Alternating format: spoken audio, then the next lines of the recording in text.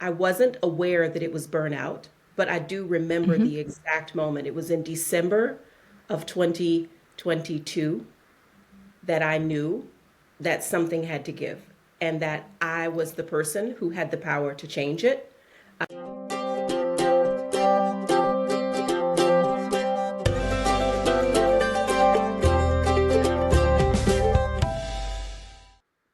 Hello, everybody. I'd like to welcome you to my podcast, Renew Motherhood. And today we're talking about overcoming mom burnout, simple strategies for lasting energy and joy. And for this, I have got an incredible guest here. My dear Monique Fields, I'd like to hand it over to you. Please briefly introduce yourself. Who are you? Where are you from? Hi, everybody. My name is Monique Fields, and I live in the US.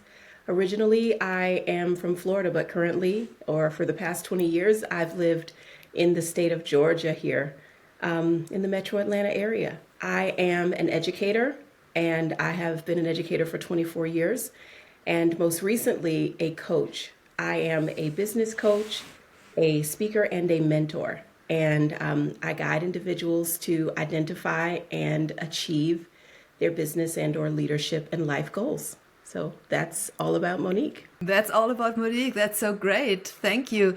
Because, yes, just listening to what you have experienced, what you have done, and so many things, but it brought you there. You had some challenges, and one was really, yes, crossing the burnout, right? So, Yeah. what was the exact moment you realized burnout was no longer an option for you as a mother and as a leader? Can you remember the? Yeah, that's a very interesting question. So I think, first of all, I will say that I didn't realize that I was experiencing burnout until after I was recovering from it. I was able Oh wow. to identify what I was experiencing after the fact, not during. That question, it really is a challenging one for me because when I realized that burnout was not an option was in reflection, right? The way that I process what I experience now, I decided that it wasn't an option. But to know when I decided that, I would say that I wasn't aware that it was burnout, but I do remember Hmm. the exact moment. It was in December of 2022 that I knew that something had to give and that I was the person who had the power to change it. Hmm. So that shift in my perspective back in December 2022 is what I would say is the point. I reached what I would call a breaking point, but it wasn't a breaking point as in I was giving up. It was I've had enough. This is enough. I don't have to take this. It doesn't have to be this way. I'm going to do something about it. Yeah, that was December 2022 that I had that moment. And I wish I could tell you whether I was at work or at home because I was overworking. So it's very likely that it was at work that it happened. But yeah, once I had that moment, I would say that it was a little bit like a release because I had been waiting on someone from the outside to acknowledge the struggle that I was having, to care about and offer some sort of remedy or rescue for this overwhelm that I felt. And unfortunately, I felt at the time that didn't come. And it Hmm. took me some time to realize that I was the savior, so to speak, that I was looking for. Once that clicked, then burnout was no longer an option. I had all of Yeah. this access to peace and possibility.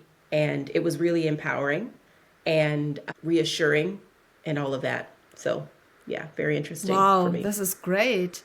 Because actually becoming aware that you are waiting for something that you will never get, and then to make the shift and to become aware, really to say, I have to do something, this is a strength.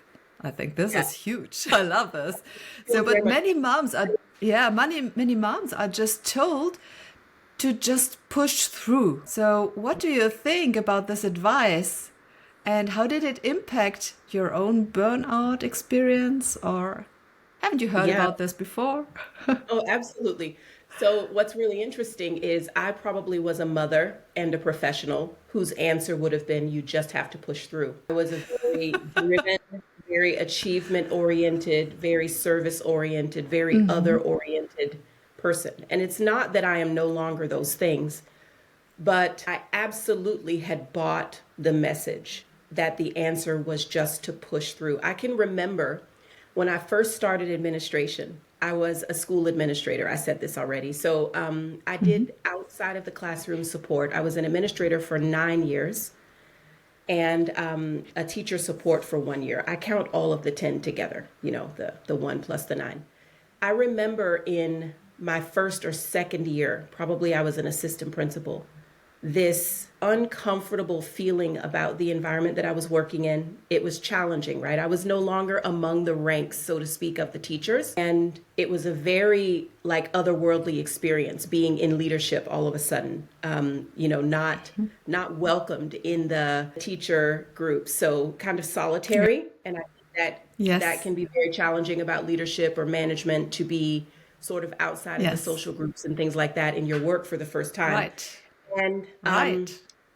I I had very challenging role because I had been hired to help facilitate change, which nobody likes. So, or usually Hmm.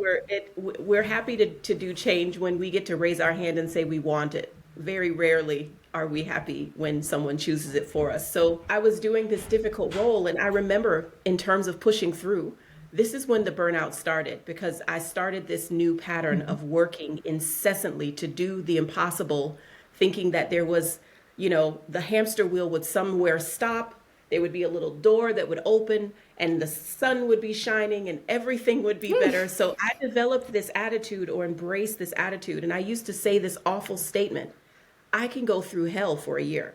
But I would say it year after year after year, right? So I am the person who decided that I needed to take on the challenge. To be very frank, I felt that that was the expectation, but I don't have any memory at all of a person saying to me, at least in my work context, you must do this and you have to push through. It's just like, here's an assignment and an assignment and an assignment and a task Hmm. and a goal and a challenge and another Hmm. circumstance that you've got to figure out. And so you just start piling these things on the plates and spinning the ball, Yes. managing the rings in the circus. You're doing all of these things. And at the point that I realized it was too much, I was already into my principalship, leading Hmm. my first school, and thinking, wow, I was at this point making concessions in my personal life. I didn't even realize it. I changed my kids' school. They had to come and be with me instead of in their neighborhood, in their comfort zone because I couldn't manage, right? Like really, I wasn't aware. I was just doing the next Hmm. thing and the next thing that felt right without really, knowing where it was going to lead. So Hmm. absolutely can relate to this feeling that you can sometimes have as a mother and as a professional for those of us who are, you know, balancing those two roles, that you can get this attitude that you feel like you must push Hmm. through. And I don't know how it happens. I think it's a very subtle way that society gets us to believe, that we have to do everything, right? That we have Yes. to just drive and push through. And I will be very sincere. At the time, I thought that treating myself to a manicure or a pedicure or a massage, very rarely, but occasionally, that was taking care of myself. I thought that those things were taking care of me. And it took me years to realize that they were not. They were not reaching or having the effect that I intended, that they really were ineffective in terms of strategies for self care. And I like to be really clear about that because I think having nice nails and having somebody rub your hands for about an hour isn't really addressing the problem when you are working so hard. So, yeah, I think that's a very Yes. common thing that happens to us. I don't know if it's helpful for anybody for me to share how it started with me, but that's exactly what was going on. Wow, I think it's very interesting because yes, having similar, I had similar experiences just in the leadership field with tax consultancy and becoming from an accountant to a tax consultant and getting out of the social group, instead being the head of the group. Wow, with other tasks and still wanted to be connected. and belonging to the team, but it's a different situation and everything together. This is huge, I think, really. And to push through. So there are so many expectations from the outside and our own expectations of ourselves, right? So, Yes. and if you are a person who's a little ambitious, it's just boom, it's yours. You grab it. Right. For me, it wasn't so much about self ambition. I felt because I was in education and I was working in elementary school, I was working in elementary school for children who were, their families did not have high income. Many of them were immigrants, second language learners. They had a lot of hardships. And I felt really committed to working at a larger scale in administration. I mean, to be able to make a difference for more of those children, to help them have a leg up, so to speak, and, an advantage. So I will say that I describe it like often people talk about hunger for power that, is conceptualized negatively, that I was more and more consumed year after year with the idea that I would be able to influence the future for those children. And Yes. at the time, it made that challenging work worth it. It made the sacrifice Yes. of, not being included worth it, I thought. I didn't realize the toll that all of those years of isolation would take, to be frank. I was already driven as a teacher and focused at work and not, a highly social butterfly to begin with. So when I fell into, this whole consumption with the greater good, so to speak, I sort of disappeared as a person. And what was right for the school, what was right for the kids, being impartial and, not having favoritism to the staff, like things like that definitely sort of took over. So sometimes I think now I spend time as a mom being reflective about the messages that I say to my children, where I catch myself indirectly transferring to them some of the beliefs that I must have been told at some point, that I must have, heard or had impressed on me. And then I interpreted them with my own level of seriousness because that is the nature of my personality. Yeah. So I catch myself doing that. It's like, you don't have to transfer to them responsibility for it all, right? That they Yes. ultimately get to choose what responsibility they carry. So it's interesting. Yeah. What do you think is the biggest lie about burnout that you think mothers need to stop believing here? So I think depending on who you ask, there would be different lies that we're told about burnout. I have one that I believe is going to be a little bit controversial, but I should preface this statement with I am a coach and I am a professional coach now, but in my role as an administrator and as a teacher working with parents and staff, I have always been coaching. So this is really not a new mindset for me. It's just one that I am coming into the space of being comfortable speaking out loud, right? I am opposed to victimhood. And I think burnout makes us the victim. I think it makes us, overcome by our external circumstances. I think that it is disempowering to accept the idea of burnout. Now, I don't want to get into semantics and have us arguing about, well, if you don't call it this or that. For me, it's more about the mindset. And for any mother who is experiencing what would be described on the internet or in a dictionary or wherever you would find it as burnout, my answer to the question about the lie is that you have to believe it, that you have to accept it as this immovable condition, because that is not true. For me, that has not been true. To be very frank, the thing that changed burnout for me was a change in perspective. When I understood that I managed, that I held, that I created the power that I needed to get out of this just limp, unable to be productive, unable to show up like my real self and make the contribution that I wanted to make and that I was capable of. That is literally all it took, was that shift in perspective. Now, I was very intentional about creating that shift, and I don't want to oversimplify that process either, because I spent time and money investing in myself, clarifying what I was thinking, what I really valued, and being in alignment with what that desire is. But to be very clear, it's almost a state of mind because we are the ones who told ourselves, or when someone else told us that this big, massive thing that is overwhelming us was necessary, we're the ones who accepted the assignment. We're the ones who can deny that same assignment. We're the one who can set boundaries around it. We're the ones who can put our foot down and say enough is enough and deal with the consequences of that. For me, it meant leaving a job. It meant deciding that I didn't like a relationship with a boss. It meant redefining what it meant for me to be professional and contributing and who it is that I answer to. So ultimately now I'm self-employed and I still work to support people and provide education and help individuals access the dreams and desires that they have in their lives, which is my life's mission. It's my gift. It's my calling. So yeah, I would say the lie about burnout is that burnout is a thing. I think burnout is not it's one of those there is no tiger kind of situations. And here's a secret I'll just share before I toss the ball back to you, Blanka. I put that on my wall in my bedroom. There's a little index card and I'm a little, maybe OCD. I don't know if that's safe to say, but I think it's true. So it's not an insult. I love myself. I wrote that on a printed card in purple ink. My soul colors are green and purple, right? So purple ink on a green card on my bedroom wall so that I would pass it very frequently. TINT, there is no tiger.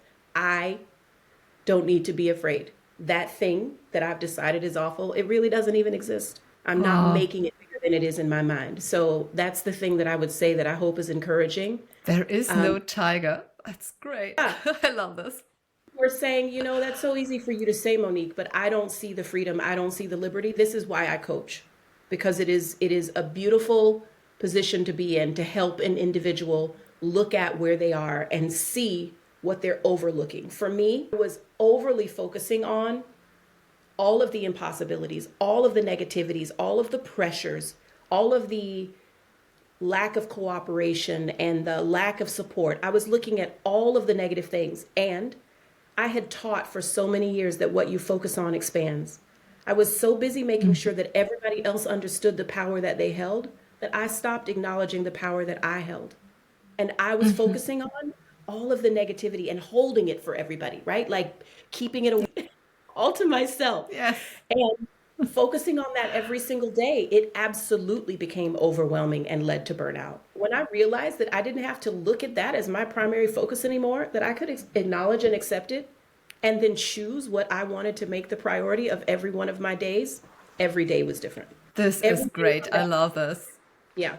And that is what started. This is so huge. What happened in December, yeah. And you know why it's even huge too? It's because this is a basic principle. I think mothers can experience the same thing with having their first baby.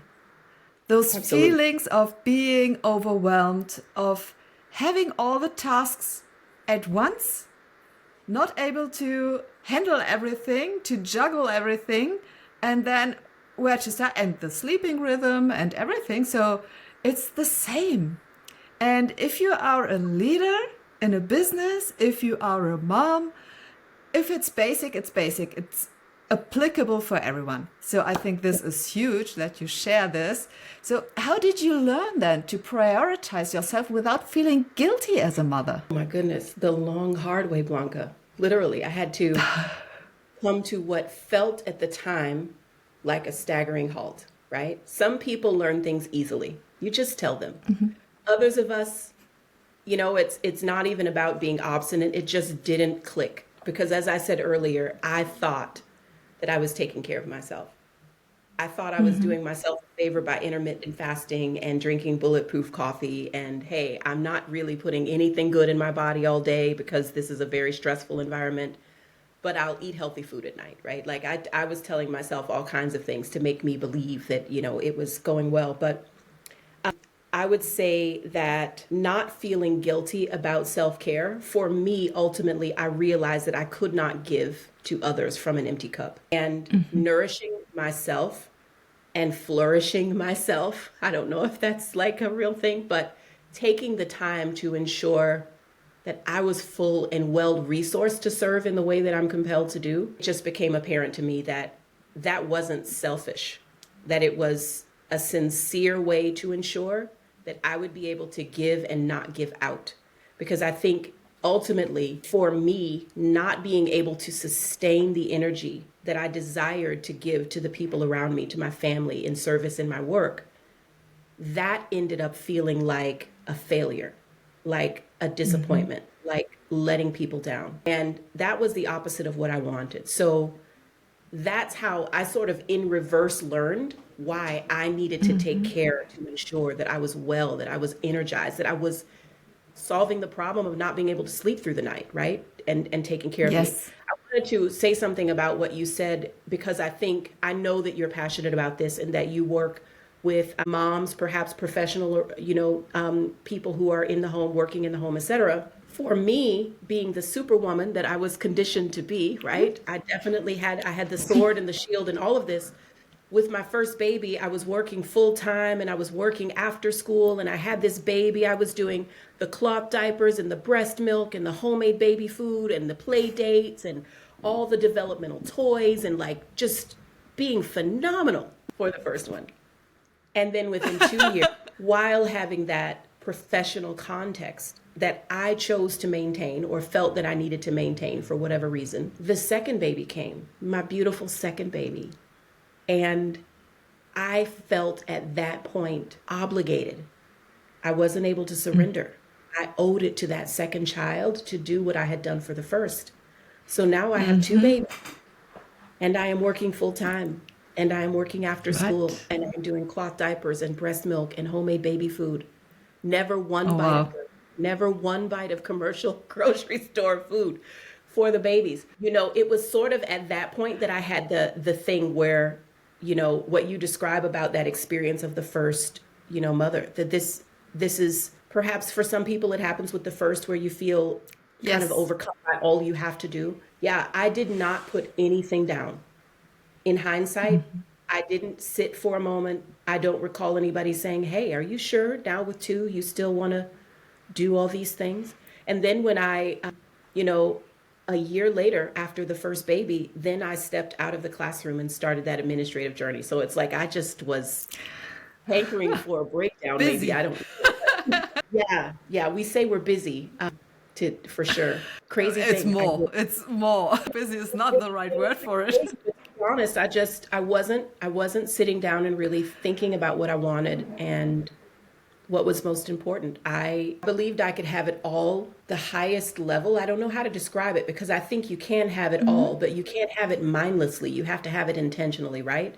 And I was not being intentional about the way I was managing my life at that time and the choices that I was making. So, yeah, it was interesting. So, yes, this is interesting because you are also a coach in the mindset field, right? Yes.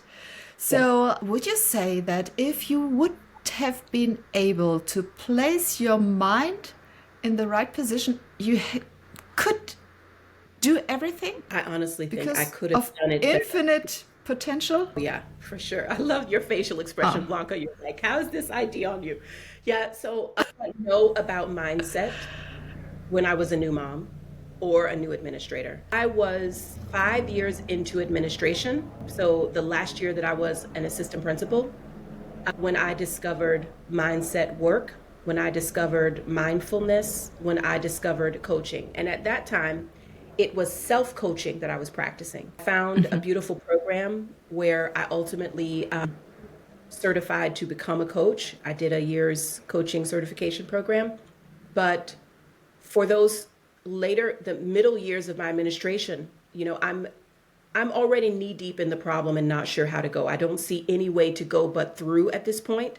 And I'm using coaching of myself as a strategy to manage what's going on in my mind as it relates to the pressure and the stress and, all of the processing of what things mean on the outside of me. And I was doing that busy, right? So what I mean by that is I wasn't really doing it. I was sort of okay. because what I was really doing was feeling overwhelmed with all of the things and all of the responsibility Okay, okay. and all of this. So that's kind of how I got into coaching because I thought enough of this not doing it. I'm going to do it like the coach. If I can master it and learn it at the coach's level, I will finally do it to me. And yeah, that's how that process started. I think this is beautiful because if you go through this, you're able to, if you experience the things that you learn just consciously, and you can experience it and it goes into your body, you're such a good coach because you've been there, you've done it. You just don't know it from, yes, I've read it, I've learned it, but if you have experienced, it's so much more. And you're able to give so much more, and it's so valuable, I think. Even it's a hard way to do it and to go through. No one likes, okay, take me, I will do it. No. Right. But yes, so I think it's a huge opportunity to get in contact with you because you've done it. So if you could go back in time and give yourself one piece of advice to avoid burnout, what would it be? I love this question, Blanca. So, people who remember me from my early days in administration, I was really good at giving advice, not so good at following, applying the same advice to myself.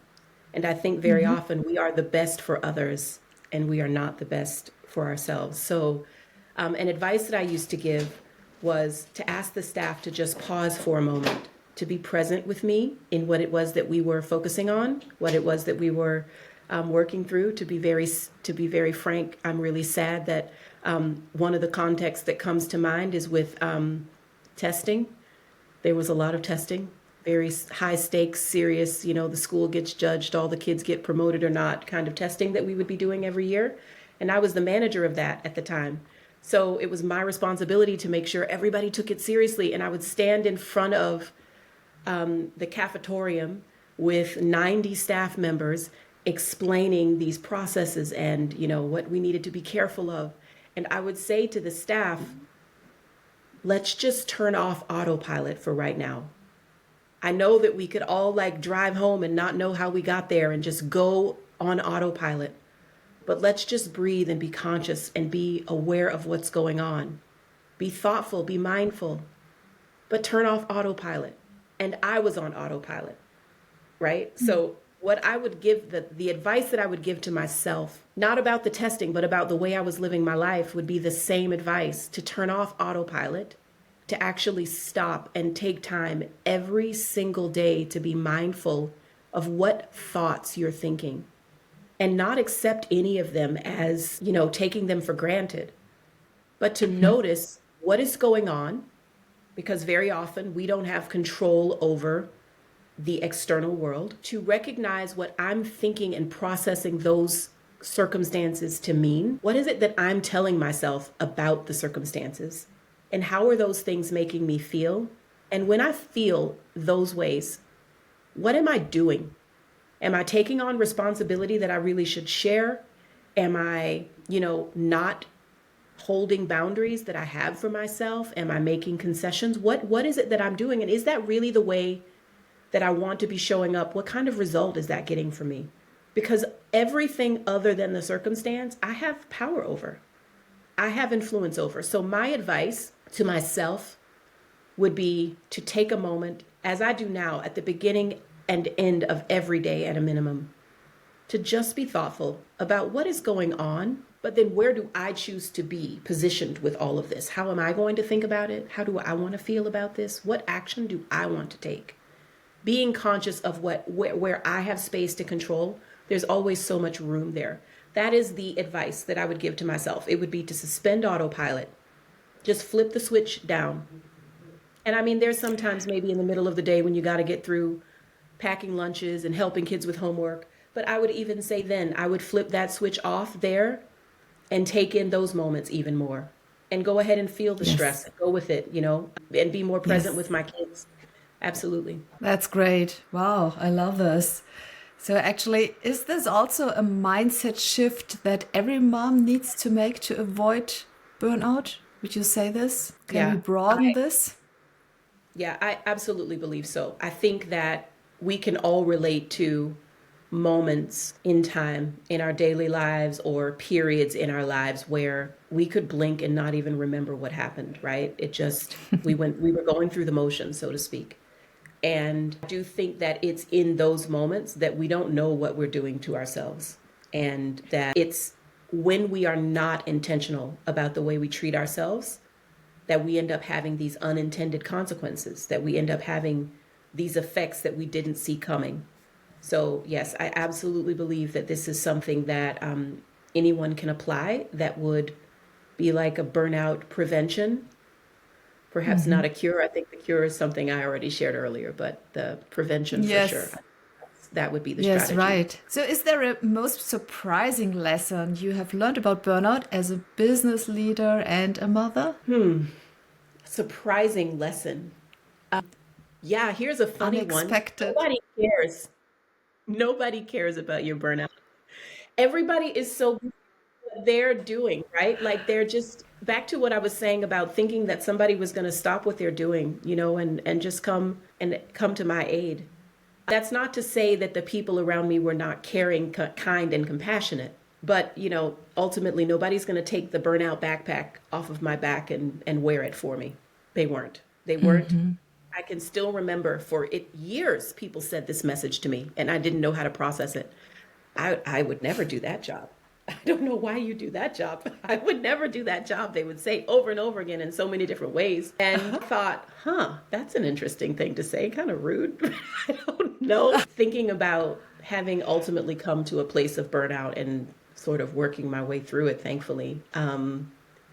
Yeah, I would say the surprising fact is nobody cares. Nobody's taking that away from you. If you want to hold it, you get to hold it. You can keep it. They're not going to stop you. Sometimes you'll be, fortunate enough to have the family or friends who will do like a pretend TV show and stage an intervention. But for most of us, if you choose it, you get to carry it. That's yours. It's okay. You know, Wow.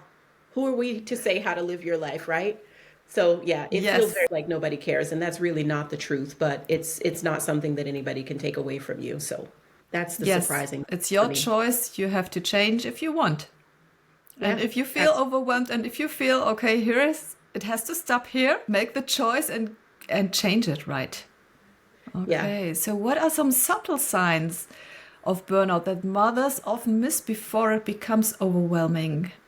What would you say? Are So, there some signs? not being an expert on the subject or having studied this very wisely, obviously I'm aware that lots of people have this problem. I could just think about my own experience. And signs for me were very natural and very simple things. Some of the same things that we observe in our children that let us know that something's not right, or the same things that we observe in our loved ones that let us know that something's not right. When you're not sleeping well, when you're sluggish and not energized, when you aren't experiencing the same joy and lift that you would in regular activities, when your digestion changes, when your face doesn't have the same color. I can remember looking in the mirror and thinking, what, who is this? When did this change, when did that change, right? Like when you're not even present with yourself. So yeah, I think that the signs that you might miss are the simple ones. And if you just count the number of days that you felt that tired, if you count the number of days that you felt that disconnected, if you count the number of days that you haven't had a good night's sleep, if you count up those things, you're going to realize that however many days, if it's been 2 days or 20 days, or in my case, years, if you count up the amount of time that you've spent doing those things, then you've got an indication. However many days it's been, if you're on a run, you probably need to take an assessment and make some changes about that. Draw some boundaries for yourself for sure. So great. So this is Yeah. so valuable, I think. But yes, if people say now, okay, what does she offer? Where can I find her? I like to get more information. I like to get in contact. What's the best? What do you offer Um, and where can people reach out? Thank you for saying that. So I am pretty easy to reach. I'll say that first. So my email is moniquefields@highyieldcoaching.com.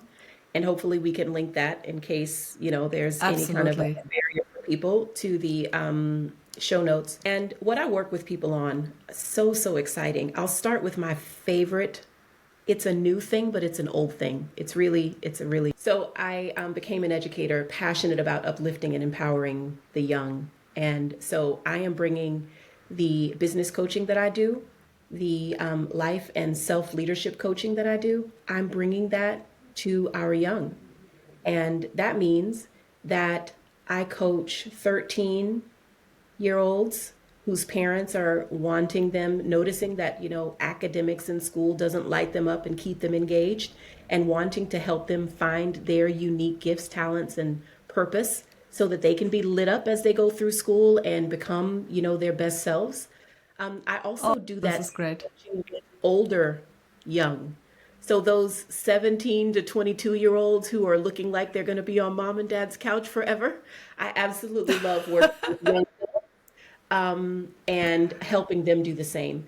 To be frank, I find that the entrepreneurial journey, that the work of leading others is a transformational process. That it starts with having strength and leading yourself. So, to sort of round that out, that's my fun, favorite way that I'm expressing the skills and the talents that I have and the tools that I've learned in, training to train others in business. But I also coach adults. So, individuals who are leaders in their work, they may be business owner entrepreneurs, or they just may be leaders in their work and feeling very much like I described that I felt when, I was leading.